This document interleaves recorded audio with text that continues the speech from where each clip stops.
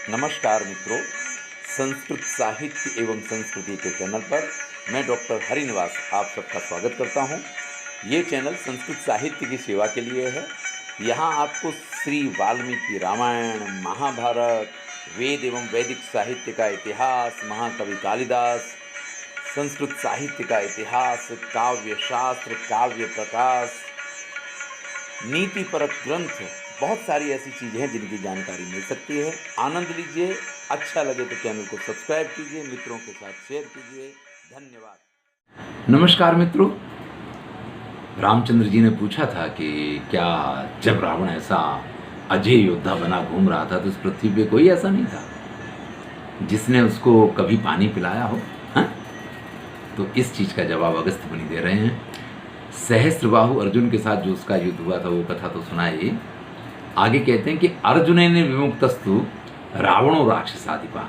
अर्जुन के पास से मुक्त हुआ वो रावण राक्षसाधिप जो है, चचार पृथ्वी सर्वम अनिर्विण्य तथा कृता। जैसे उसके साथ कोई दुर्घटना हुई ही नहीं है, जैसे उसके साथ ऐसा कुछ हुआ ही नहीं है, उस चीज़ को भूल के और फिर उसी मद में, फिर उसी अभिमान में चूर होकर के फिर इधर उधर घूमने लगा इस पृथ्वी पे। और घूमते घूमते वो किष्किंधा पर्वत पे पहुंच जाता है। वहाँ किष्किंधा पर्वत पे जाकर के वो वहाँ के राजा बाली को ललकारता है युद्ध के लिए। राक्षसेंद्र गतो बाली यस्ते प्रतिबलो भवेत्। तो वहाँ पे बाली की पत्नी का नाम है तारा और उसके पिता जो हैं तार, उनका नाम है तार, नाम के बानर हैं। और वो ये कहते हैं कि भाई आपसे युद्ध तो बाली ही कर सकता है। और वो इस समय संध्या बंदन करने के लिए चारों समुद्रों तक गया है। यानी ये बाली का नियम था कि नित्य प्रति चारों समुद्रों पे पहुंच करके वो संध्या बंदन करता था। आप समझ लीजिए संध्या का समय कितना होता है। सूर्य अस्त हो और रात्रि प्रारंभ हो, इसके बीच का जो काल है उसको संध्या काल कहा जाता है। लेकिन उतने ही काल में चारों समुद्रों पे पहुंच करके इतनी तीव्रता थी उस बाली में कि चारों समुद्रों पे जा करके और वो भगवान का नाम ले सकता था, संध्या कर सकता था। यहाँ वर्णन किया है कि चतुर्भ्योपि समुद्रेभ्या संध्या मन्वास्य रावण इदम मुहूर्त मायाति बाली तिष्ठ मुहूर्तकम। तुम थोड़ी देर रुके रहो, एक मुहूर्त रुको, एक मुहूर्त में अभी वो बाली और चारों समुद्रों पे संध्या बंदन पूरी करके आ जाएगा। तो फिर तुम उससे युद्ध कर लेना। और इतना याद रखना, ये हड्डियों के ढेर देख रहे हो ना, वो बाली से तुम्हारी तरह जितने युद्ध करने आए हैं सब मारे गए हैं, वो हड्डियों के ढेर हैं। अरे यद्वा अमृत रसः पीता त्वया रावण राक्षस। हे राक्षस राज रावण, अगर तुमने अमृत रस का भी पान किया होगा तदा बालिनमासाद्य तदंतम तव जीवितम, तो ही तुम बाली के साथ युद्ध करने आना, नहीं तो तुम्हारी मृत्यु निश्चित है। यानी अमृत पिया हो, तुमको इस चीज का विश्वास हो कि तुम अमर हो, तुम्हें कोई मार नहीं सकता है, तो ही बाली से युद्ध करने की बात सोचना, नहीं तो बाली से युद्ध करने की बात सोचना नहीं। अपने जीवन का अंतिम दिन समझना आज। पश्येदानीं जगच्चित्रम इदम विस्रवशाप सुत इदम मुहूर्तम तिष्ठस्व दुर्लभम ते भविष्यति। और मैं आपसे कहूँ, ध्यान रखो, ये एक मुहूर्त का समय जो तुमको मिल गया, मैंने कहा ना कि एक मुहूर्त बाद वाली आएगा, वो एक मुहूर्त का जो समय तुमको मिल गया है ना, ये मुहूर्त भर तुम जी लो, अपनी जिंदगी जी लो, क्योंकि फिर तो तुम्हारा जीना जो है वो दुर्लभ हो जाएगा। और इतना कहने के बाद तार आगे कहता, अथवा त्वर्षे मर्तुम गच्छ दक्षिण सागरम बालिनम दृक्षसे तत्रे भूमिस्थिमिव पावकम।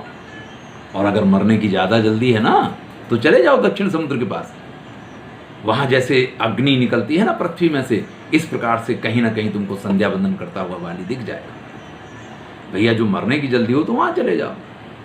सतुतारे विनिर्भट से रावणो लोक रावण पुष्पकम तत्समारोह प्रयो दक्षिणानवम। रावण में तो वो अभिमान जो था, उसने तार की बड़ी निंदा की कि बड़ी ऊंची ऊंची डींगे मारते हो हैं, युद्ध तो किया नहीं हमसे। और इस प्रकार से उस तार को उल्टा सीधा बोलता हुआ रावण अपने पुष्पक विमान पे बैठ करके और दक्षिण दिशा की ओर प्रस्थान कर, दक्षिण समुद्र की ओर प्रस्थान कर देता है। रावणों बालिनम दृष्ट्वा संध्योपासन तत्परम। वहां जाकर के क्या देखता है, एक सोने का जैसे कोई विशाल पर्वत हो और वो समुद्र के किनारे बैठ करके और संध्या बंदन कर रहा हो। इस प्रकार से संध्योपासन करते हुए बाली को बैठे हुए रावण ने देखा। ग्रहीतुम बालिनम तुर्णम निशब्द पद्म प्रगत। वो रथ में से धीरे से उतर गया, अपने पुष्पक विमान में से उतर गया और चुपचाप धीरे धीरे पैर रखते हुए इस इरादे से कि मुझे जाकर के इस बाली को पकड़ लेना, अपनी भुजाओं में जकड़ लेना है, ये सोच करके वो जा रहा है। पापाभिप्रायकम दृष्ट्वा चकार न तो संभ्रमम। जिस इच्छा के साथ रावण बाली की तरफ बढ़ रहा था, बाली को रावण की उस इच्छा का एहसास हो गया। देखिए, जो योद्धा होते हैं ना, वो चाहे जिस स्थिति में हो लेकिन बड़े सावधान होते हैं। उन्हें तो पत्ता भी खड़के तो ये पता चल जाता कि इस पत्ते की इच्छा क्या है, तभी वो पराक्रमी और इतने सफल योद्धा हो पाते हैं। तो उस बाली को भी तुरंत ही ये पता चल गया कि रावण क्या चाह रहा है, लेकिन फिर भी उस पर कोई फर्क नहीं पड़ा। वो बड़े ही आराम से उसी प्रकार से जैसे चुपचाप बैठा संध्या कर रहा था, बिल्कुल उसी आसन में उसी प्रकार से बैठा रहता है। जिझिक्र माणा मायांतम रावणम पापचेतसम कक्षावलम विनम कृत्वा गमिष्ये त्रीन महार्णवा। और अपने मन में विचार करने लग गया कि एक बार ये रावण मेरे पास आ जाए, फिर इसको पकड़ के और अपनी बगल में दबा करके और तीनों समुद्रों का, जो अभी वहाँ जा कर के मुझे अपनी संध्या बंधन करनी बाकी है ना, इन तीनों समुद्रों पे इसको घुमाऊंगा ऐसे ही बगल में दबाए दबाए, जो कहीं इसका सिर हो, कहीं इसके हाथ पैर लटक रहे हों, कहीं इसके कपड़े लटक रहे हों, और इस स्थिति में इसको लेकर के तीनों जगह संध्या बंधन करने के बाद फिर मैं वापस आऊँगा किष्किंधा में। वाह, हमारे नियम में कोई बदलाव नहीं आएगा, चाहे रावण जैसा इतना विशाल का योद्धा क्यों ना मेरे पास आ रहा हो। इस प्रकार से जब बाली विचार करता है, इधर रावण धीरे धीरे उसकी तरफ बढ़ता है, लेकिन बाली पूरी तरीके से सावधान था। रावण जैसे ही उसको पकड़ने के लिए पहुंचता है, रावण पकड़े उससे पहले बाली को ये अंदाज मिल गया कि अब वो मेरी पकड़ में आ चुका है। वैसे ही बाली उसको एकदम से पकड़ लेता है और पकड़ के जो उसका इरादा था अपने बगल में दबा लेता है, और बगल में दबाने के बाद दक्षिण दिशा से दूसरी दिशा में, और फिर वहाँ से इस प्रकार से एक तरफ वो बगल में दबा हुआ है, इधर बाली जो है तम च पीड्यमानम, तो धीरे धीरे थोड़ा दबा भी देता है बगल में। वितुंदंतम नखैर्मुहु, बीच बीच में नाखून भी थोड़े बहुत गड़ाता जाता है।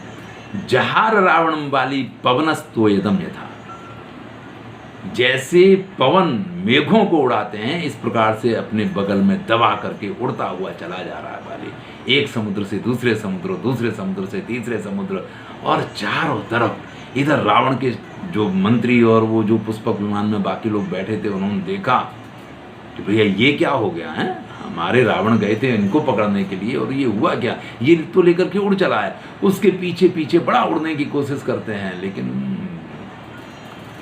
बाली की गति पता है क्या है, हैं? अरे पर्वत भी उड़े तो भी उसका पीछा ना कर पाए, इनकी तो विचारों की औकात ही क्या थी।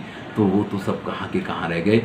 सभी समुद्रों की परिक्रमा करके उत्तरे सागरे संध्याम उपासित्वा दशाननम, उत्तर सागर पे जाता है, रावण बगल में दबा हुआ उसी प्रकार से बैठ के तपस्या करता है, संध्या करता है। संध्या करने के बाद वहाँ से आगे बढ़ता है, फिर पूर्व समुद्र की तरफ चल देता है, और फिर पश्चिम समुद्र पे होता हुआ किष्किंधा नगरी आकर के पहुँचता है। अब किष्किंधा आया है, स्वाभाविक है कि रावण जितने वजन वाले व्यक्ति को दबाए दबाए उठाए उठाए किष्किंधा आकर के पहुँचा है, तो थकान तो लगी गई होगी। विस्मयम तु महद्गत्वा श्रम लोल निरीक्षणा राक्षसेंद्रो हरिंद्रम तम इदम वचन। फिर वहां आकर के अपने किष्किंधा के उद्यान में रावण को छोड़ता है और स्वयं शांति से बैठता है। अब रावण उस पर आक्रमण करने की हिम्मत करेगा क्या? अरे जिसने इतनी देर बुरी तरह दबा के रखा, जो रावण सोच भी कैसे सकता है कि उसके ऊपर किसी प्रकार का आक्रमण करे। तब रावण बड़ी प्रशंसा करता है बाली की, और बाली से ही कहता है कि मेरे जैसे व्यक्ति को इस प्रकार से दबा करके और पूरी पृथ्वी की एक प्रकार से परिक्रमा करके आ जाना, अहो बलम अहो वीर्यम अहो गांभीर्य, क्या बल है, क्या पराक्रम है। और फिर भी गंभीरता देखो, ना चिल्लाना, ना व्यग्र होना, ना किसी प्रकार का आक्रमण, ना कुछ, दबाए दबाए घूमते रहे। यहाँ आए तो जैसे छोड़ दिया, है? मतलब ये भी नहीं कि यहाँ किसी प्रकार का भय है कि उसको बांध के छोड़ना है, ना ना ना, छोड़ दिया, खेले भाई, खेल ले थोड़ी देर, ये बगीचा जो खुला पड़ा है ना, इतनी देर दबा रहा तू तो खेल ले। तो ये गंभीर है। एना हम पशुवद गृह, जिसने मुझे पशु की तरह पकड़ के भ्रामिता चतुरों ने बांध, और चारों समुद्रों तक घुमा दिया जिसने मुझे, वाह आपके बल पराक्रम को। इस प्रकार से बाली की खूब प्रशंसा की है। और बाद में सो अहम दृष्ट बलस्तुभ्यम इच्छामि हरिपुंगव त्वया सह चिरम शक्यम सुस्निग्धम पावकाकृता। तो मैं अग्नि को साक्षी बना करके आप जैसे बलवान योद्धा की मित्रता प्राप्त करना चाहता हूँ। रावण ने इस प्रकार से उनसे प्रार्थना की है, फिर दोनों के बीच में मित्रता हुई है। यहाँ पे कुछ चीज़ें और भी व्यक्त होती हैं कि जब राम ने सुग्रीव से मित्रता की है तब भी अग्नि को साक्षी बनाया था। यहाँ रावण से बाली की मित्रता हुई है। तो देखिए कई बार आप ऐसा सुनते हैं कि राम गए तो बाली से अगर राम ने कहा होता तो राम का काम हो जाता, लेकिन जब शत्रु का जो मित्र होता है वो भी शत्रु होता है, ये नियम है। तो इस प्रकार से बाली भी राम का शत्रु हो गया था। अगर रावण ने राम से युद्ध किया और बाली से कहा होता कि हमारे तुम्हारे बीच में यार मैत्री है तो आपको हमारी मदद के लिए आना चाहिए, तो अवश्य ही बाली रावण की मदद के लिए गया होता। ये इस चीज़ का प्रमाण है। इसलिए राम ने रावण को मारने से पहले बाली का कंटक काट दिया है, ये भी इस चीज़ का प्रमाण है। अन्योन्यम लंबित करो ततस्तो हरि राक्षसो किष्किंधाम विशतुरहृष्टो सिंहो गिर गुहामिव। दोनों ने एक दूसरे से हाथ मिलाए हैं, एक दूसरों से गले मिले हैं। और फिर मासम उषिता सुग्रीव, जैसे सुग्रीव बाली का भाई है ना, इसी प्रकार से रावण बाली के छोटे भाई की तरह 1 महीने तक वहाँ रुका है। फिर उसके अमात्य मंत्री वगैरह आ गए हैं, फिर उनके साथ वहाँ से रावण ने अपनी लंका के लिए प्रस्थान किया, अपनी लंका में चला गया है। अगस्त्य मुनि कहते हैं कि इस प्रकार से हमने आपको ये कथा भी सुनाई। अब आगे राम और क्या प्रश्न पूछते हैं उसकी चर्चा हम अगले वीडियो में करेंगे। जीवन में इतना याद रखिए, प्रत्येक व्यक्ति के साथ में ऐसी घटनाएं होती ही रहती हैं कि एक उसके सफलता का काल आता है। जब उसको बहुत सारी सफलताएं मिलती होती हैं ना, तो उसको थोड़ा धैर्य रखना चाहिए, उसको व्यग्र नहीं होना चाहिए, उसको कभी किसी का अनादर नहीं करना चाहिए। क्योंकि पता नहीं बाली जैसा कोई वानर या कार्तवीर अर्जुन जैसा कोई सहस्त्रबाहु योद्धा आपको मुंह की खिला देगा। इसलिए जब सफलताएं मिलती हैं तो व्यक्ति को और अधिक सावधान होकर के और अच्छे आचरण करने चाहिए। ये यहाँ से हमें शिक्षा मिलती है और इसको हमें समझना चाहिए। धन्यवाद। मैं हूँ डॉक्टर हरिनिवास और चैनल का नाम है संस्कृत साहित्य एवं संस्कृति। अगर आपको ये कथाएं अच्छी लग रही हैं तो वीडियो को लाइक कीजिए, चैनल को सब्सक्राइब कीजिए, मित्रों के साथ इसको शेयर अवश्य